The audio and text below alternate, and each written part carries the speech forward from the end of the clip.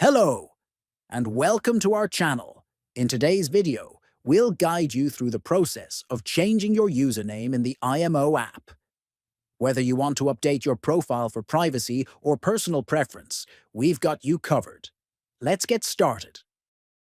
First, open the IMO app on your phone. Next, tap on the profile icon located at the top left. Next, you will see your profile name at the top of the page.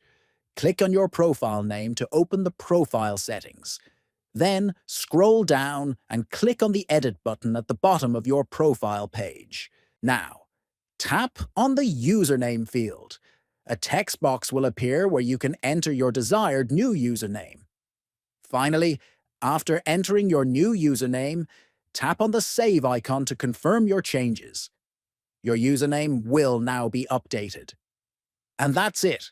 You've successfully changed your username in the IMO app. If you found this video helpful, please consider subscribing to our channel, liking this video, and sharing it with others. Thank you for watching, and we'll see you in the next tutorial.